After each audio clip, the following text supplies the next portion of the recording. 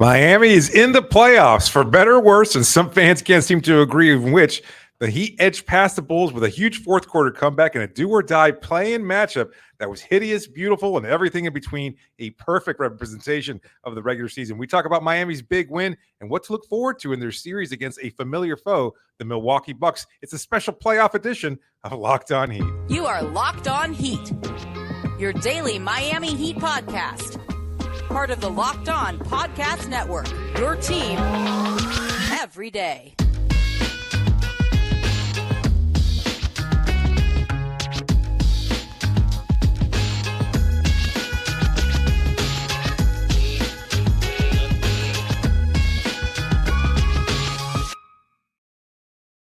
All right, welcome to Locked On Heat, your daily podcast on the Miami Heat. However you might be tuning in on YouTube, Odyssey, or your favorite podcast app, thanks so much for making Locked On Heat your first listen every day. Today's episode is brought to you by FanDuel Sportsbook, official sportsbook of Locked On. Make every moment more.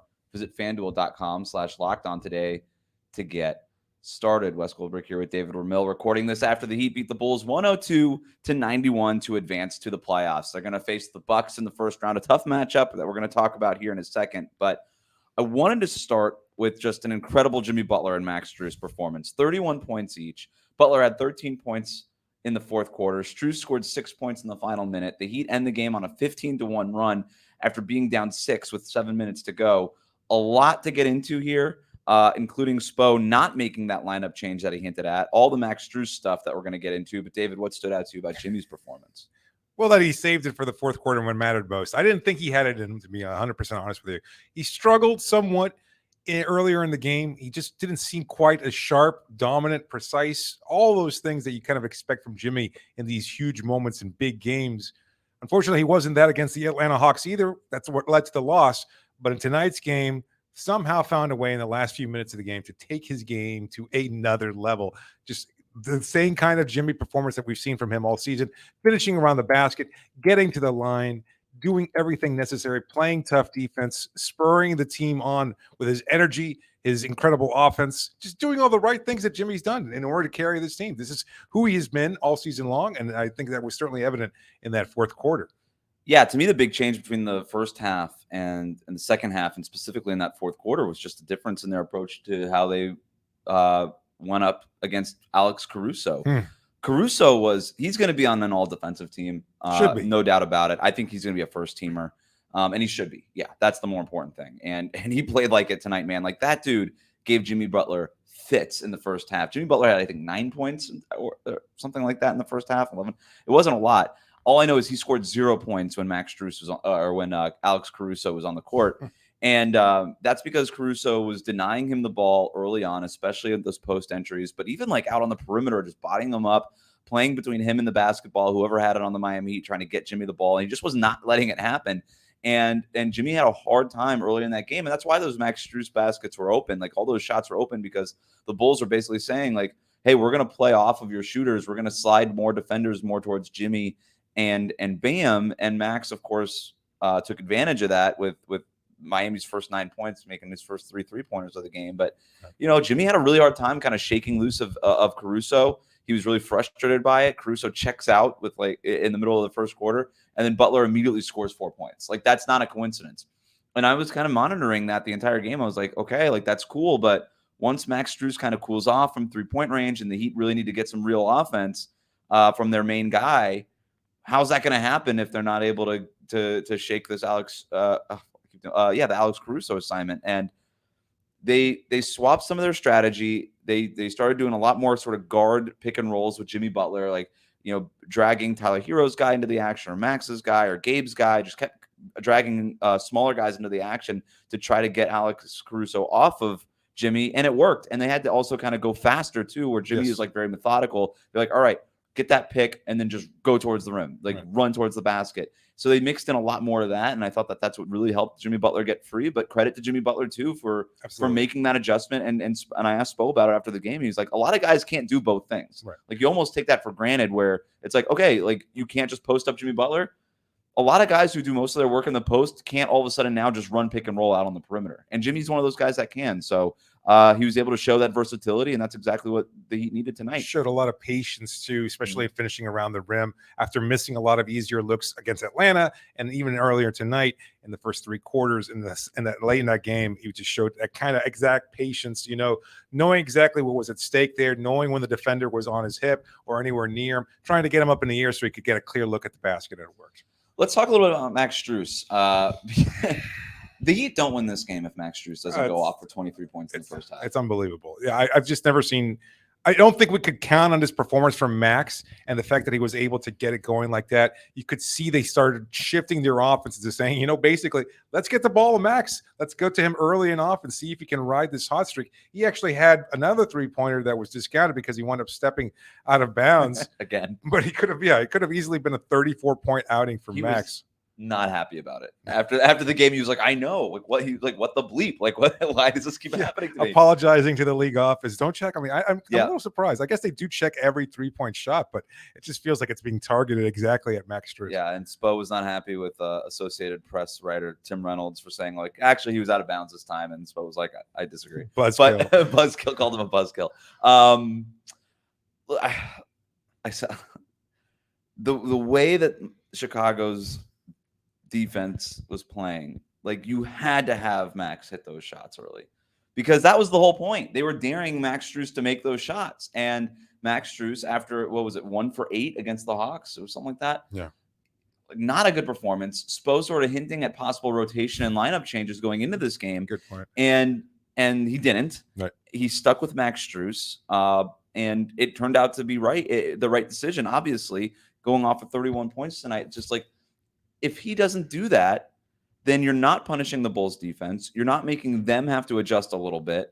You're not setting up Jimmy Butler for success. You're not setting up the rest of your offense for success, and you lose this game. I don't think it could be overstated how important Max Strus making those shots, especially early in the game. Oh my God. As soon as it was all right, Chicago just sort of laid out their defensive strategy, and they're like, here it is. Beat us. It was the total of their offense. It was basically swing the ball, hope it lands in Max's hands, and he was taking these really difficult shots. And look, that was by the intention on the Chicago defense. They pack the paint, make things difficult. Caruso pressuring Jimmy Butler so he can't get easy looks at the rim. Bam Adebayo being, struggling to some degree with Nikola Vucevic on him, and just everybody else kind of just guarding their man so effectively that there's no other outlet except for tossing it to the perimeter. And there was Max Strus knocking down those shots. It was unbelievable. What an incredible performance. No lineup rotation changes at all from Erik Spoelstra. Same exact starting lineup. Everybody was like, oh, they're going to start Caleb. You and I hypothesized that would be the right move. Maybe even add Kyle Lowry into the starting lineup after he scored 33 points against Atlanta. Nope. Same starting 5, same 3 off the bench. All the guys that are DNP CDs usually were DNP CDs tonight. Absolutely no changes. I guess gamesmanship on Spo. Is that what we're going to call it? Why else? I don't know. I guess he thought about it differently. And I'm not sure exactly what the shift in mindset was. He was like, maybe I will. Nah. Kind of not. I don't know. I'm sure he had his rationale. I'm sure he had a reasoning for it. I don't know that it was evident. Caleb played some substantial minutes, did a pretty good job defensively. LaVine. Yeah, he was important. We talked plus about 14 in this game. Yeah, we talked about Zach LaVine being a huge X factor because of his volatility, 6 of 21 from the floor. And credit the Heat defense in general for limiting DeMar DeRozan, 9 of 19 from the floor. So a combined 15 of 40 for those two players. To only score 41 points. I mean, LaVine scored almost that by himself against the Toronto Raptors earlier this week. So they had that huge run in the fourth quarter. Jimmy Butler was unbelievable. He had that step through to get off of Zach LaVine. So they get the switch. Alex Caruso off of Jimmy Butler. LaVine's on Jimmy. Jimmy gets into the post. Pivot foot around Zach LaVine. Vucevic closes the gap onto that side of the paint. And he just kind of has that still using that pivot foot, that step through the gap between Vucevic and LaVine that he created. Yep. Gets to the basket, falls to the floor. MVP chance. He's on the ground, palms upward towards the ceiling, Very sort of quite literally bathing in the MVP chance. And he was the MVP, right? And it was him and it was Max Strus, but it was Jimmy Butler, the MVP when they needed it. He had that. He had the bucket and the steal. So for 4 straight points, a minute before that, he was unbelievable during that run, unbelievable during that closing run. The MVP chance were absolutely applicable and made sense for him because he was the MVP. He played like the MVP tonight. The Heat needed him to step up. It was on the brink of elimination, quite literally do or die here for their season. And at the end of the day, they had literally. I mean, we're going to get the season could die. The season could die. Okay. But they, you know what? We actually don't know because they didn't lose. So Pat Riley was right there. Yeah.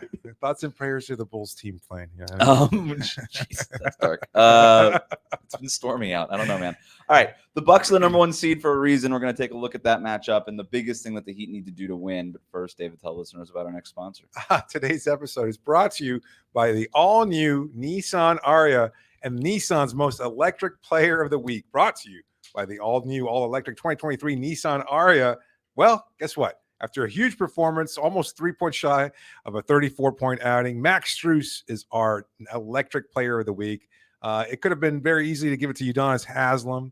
He had that big game earlier, obviously, to wrap up the regular season.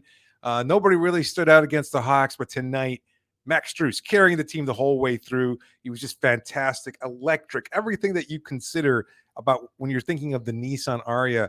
Brilliantly fierce, elegant, ignitable. Well, maybe not the car itself, but Max Strus certainly ignitable, and the way he can just do everything that he needs to be doing out there, especially from the perimeter and his shooting, getting it done so completely, so elegantly. I mean, it was incredible to see the confidence in his shooting.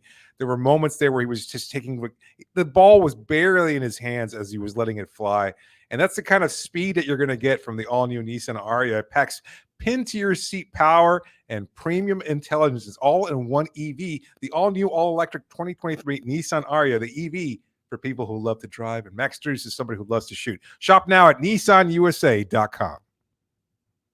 Thanks for making Locked On Heat your first listen every day. And for our everydayers out there, we're going to be back Sunday night with a recap of Game 1 against the Milwaukee Bucks. We're going to talk about that series right now. Milwaukee Bucks, Giannis, Chris Middleton, Drew Holiday, Brook Lopez.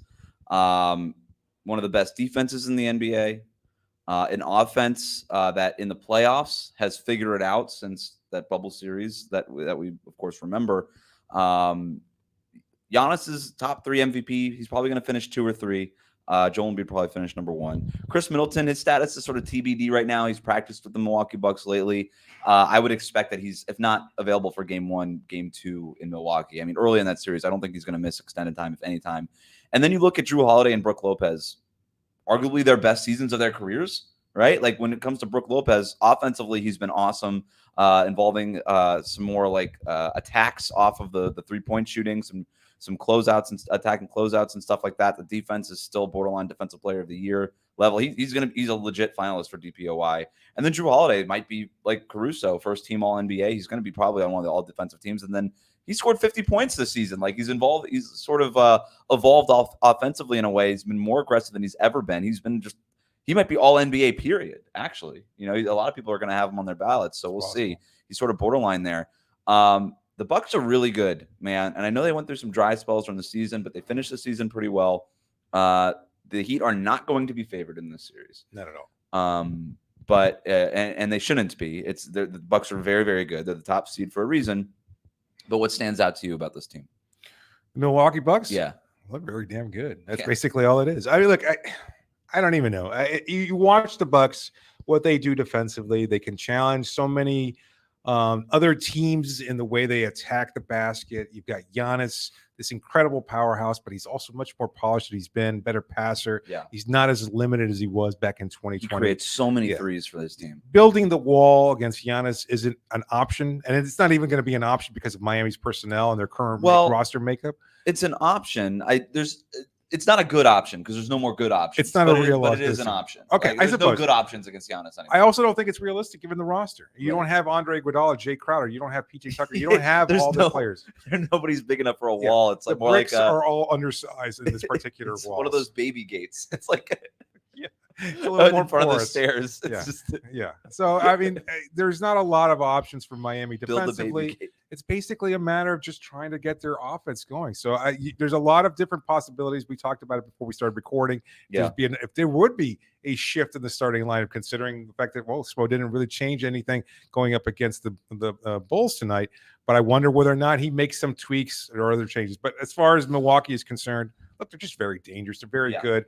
They look like they're on a collision path back towards the NBA Finals. They've emerged over the second half of the season as far and away the best team in the association. They've made good trades. They won like 18 or 19 in a row. Yeah, what was it? They're brutal. Yeah, it was crazy. I will push back a little bit on the anti-Babygate sentiment there. Giannis, the reason the wall never worked against Giannis in the last couple of years is because he developed that mid-range shot. Sure. That's not been really there for him as much this year. The percentages on that have declined a little bit. I will say this, though, pushing back against my own pushback. I do think that there's a little bit of this season of I don't really care about it with him until the playoffs start. And I think when the playoffs start, I mean, we saw him go, 15 of 15 from the free throw line in a deciding game in the NBA Finals. Yeah. Like, he just starts doing stuff when he really has to do stuff. And so I'm not really like, in terms of, I think you have to try it. And I think you have to try a variety of looks. I think you have to try man. I think you have to try zone. I think you have to try the Babygate wall. I think you've got to try everything against the Bucks, but and you got to mix it up. So we'll see what they do. I think we'll see a little bit of drop. I think we're going to see a lot of different lineups potentially in this, as Spo's wants to do in a 7-game series. We know that he's willing to do that kind of thing. So in terms of what the Heat have to do to win this, and I kind of wanted to almost sort of propose it to you this way, David, where it's like, all right, fast forward, we're in a time machine, whatever. We go into the future a week and a half from now, and the Heat have somehow won this series. What happened? Why did they win this series? He shot 50% from three. Yeah. Well, that's the other thing, too. Like you mentioned, the Bucks defense is so good. They made really, I think a lot of people maybe who have not watched the Bucks still have the idea that, the Bucks allow a ton of 3-pointers. Right. And they try to take away everything in the basket. They had. Not anymore. Right. That had been their base defense for the last couple of seasons. And they changed it. And that's a big reason why Brook Lopez, by the way, is in the Defensive Player of the Year race, is because he's a big part of that. But Giannis on the weak side is also going to be he's potentially all defense. I would have put him on my fake ballot.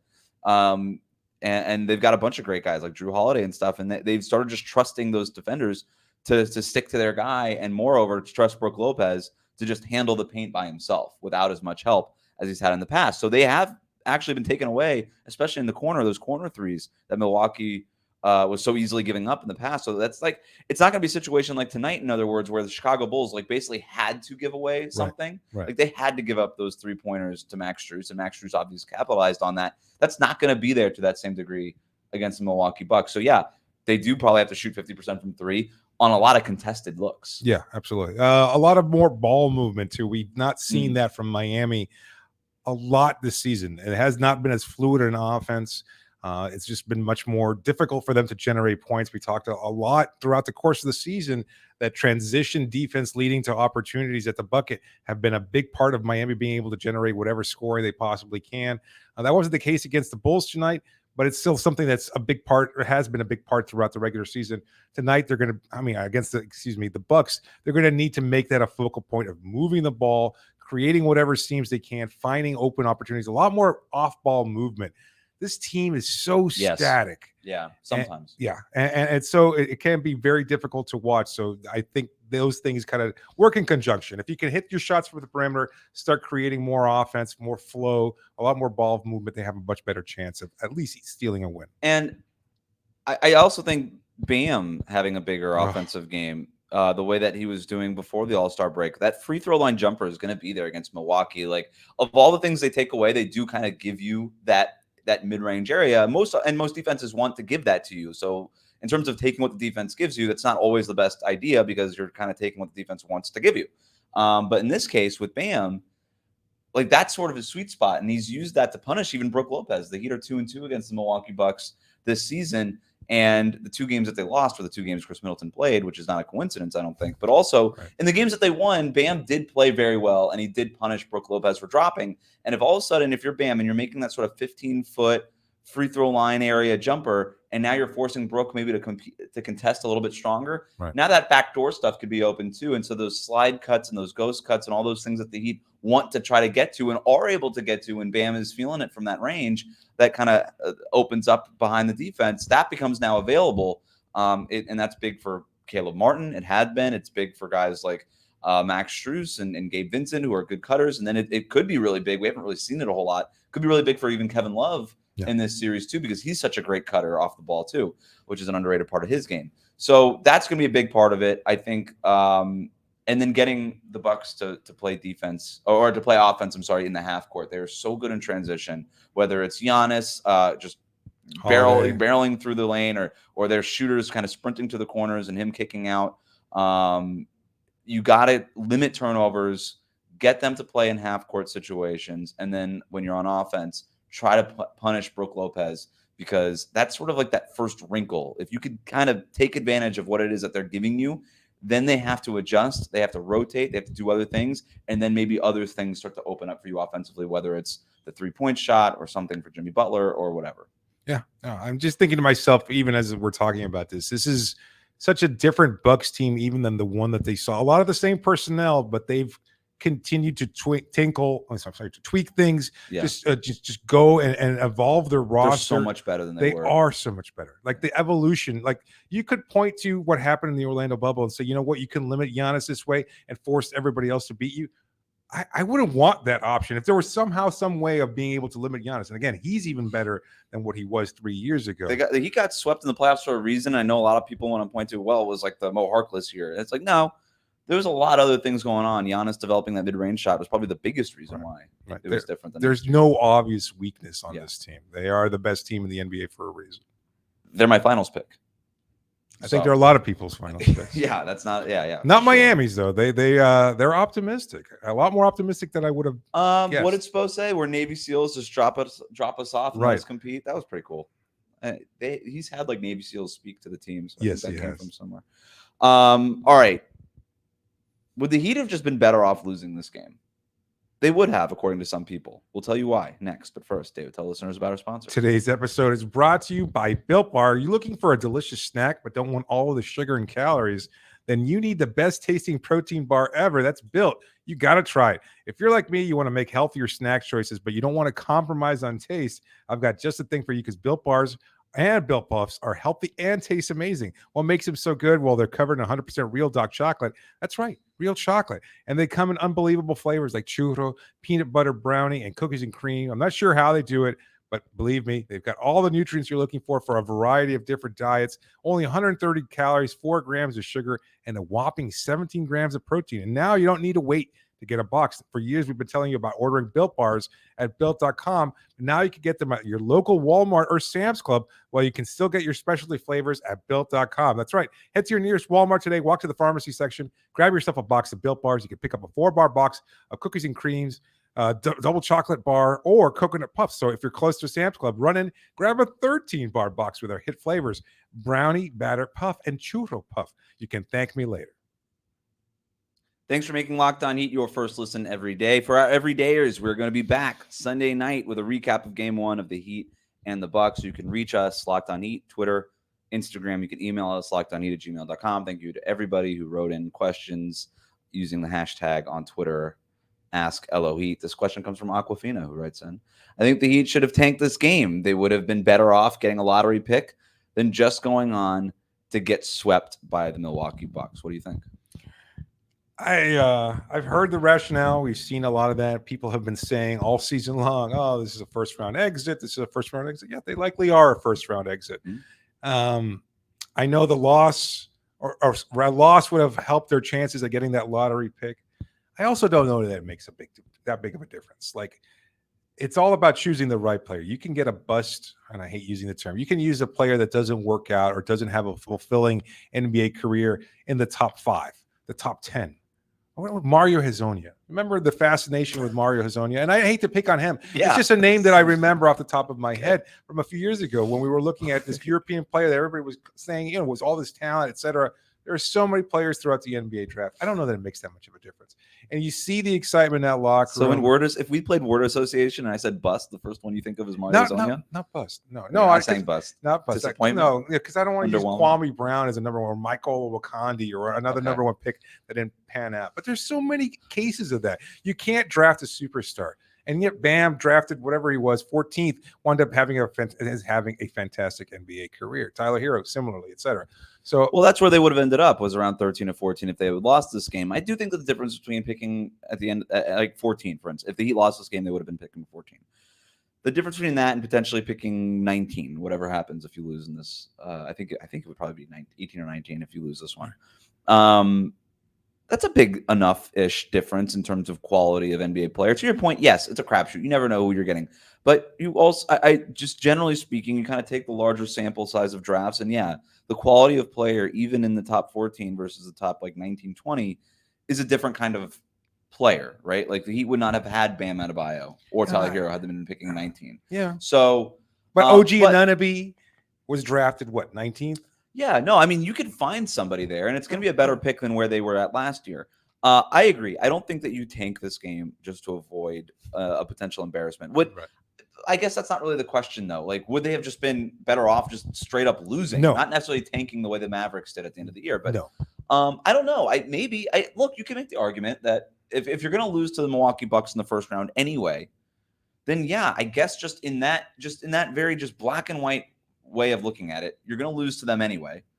Would you rather have the better pick than the worst pick if you're going to not win the championship regardless? And just heard the players talking about it after the game, the way they refer to the playoffs, and you look at a team that's everybody's darling this season, the Sacramento Kings, and the incredible drought that franchise has gone through. And yes, there's a number of reasons for that, et cetera, but making the playoffs means something. And I know it's a wish and a hope, and it's unlikely. As an organization and as players, that helps. You do that, yeah, absolutely. But no, I think the players themselves make more money because the numbers are usually better after playoff games too. You don't think it's better for them to win? Like, I think they like the idea of winning. I get both. No, I get both. I don't even care that I don't care that the Mavericks tanked. I don't think that they should have gotten fined. That's ridiculous. And so there were teams that were openly doing it for a lot longer. So right. And so I can't sit here and be like, yeah, I don't think that I think that you should definitely go all out and do whatever you can to win. And at the same time being like, I don't have a problem with what Dallas did, because then I would just kind of be speaking through both ends of my mouth. And I don't want to do that. And so once trying to win and not being able to, and that's what Dallas did. I don't think they were tanking except for the last game or two of the season just so they can improve their draft odds. Right, that's what we're talking about here, though. But they had no chance. But they had no chance of getting into the playoffs at that point in time. That's why they wound up pissing away the end of their season, which is fine. Again, it was a stupid, useless season. They had a big chance. Swing. I don't know, mathematically to get into the play-in tournament. I suppose. And they put it this way, I still, even with the Heat making the playoffs, I think both the Mavericks and the Heat have the same chance of winning the finals this year. You know what I mean? Like look, I don't think that the Heat should have went out and intentionally lost this game if that's what Heat fans wanted them to do. I don't think I don't think you could do that. I'm very kind of analytical about this stuff, but I also don't want to tempt the basketball gods, which is not an analytical statement, and I understand that. But also, I believe in that kind of thing. But losing, look at what's going on in Dallas, yeah. Right? Like, I don't like creating that atmosphere. And also, the players, like, they have pride, man. Like, they're never going to go out and just like, yeah, you know what, we're going to lose this game. It's fine. That makes more sense for us to go get the 14th pick. Like, you know, Butler doesn't care about that. No. Max Strus doesn't care about that. It doesn't matter. So, but if you're a fan and said, I wish we would have lost this game because I would have rather had the better draft pick, I'm not going to fault you for that. I think it's a reasonable thing to think, but also understanding, to your point, that the Heat would have just never done that. Right. But that's not what we're talking about. Tanking or not tanking. But game, if you could just say, even if they tried to win but lost, they would be better off than having tried to win and won. I will say, look, I don't think they have a chance of beating the Bucks. I don't think they even have a chance really of winning. Well, I'll say they can win a game. I don't think they can win two against a Bucks team this good.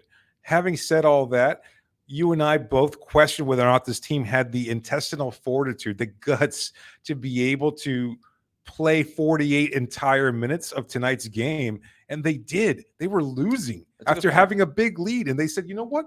We don't care. We want to win this game. We want to win for the opportunity to get to the playoffs. It is something meaningful. They made it out of the play-in tournament. That is an accomplishment. It is not the accomplishment that they set out this season to do. Right.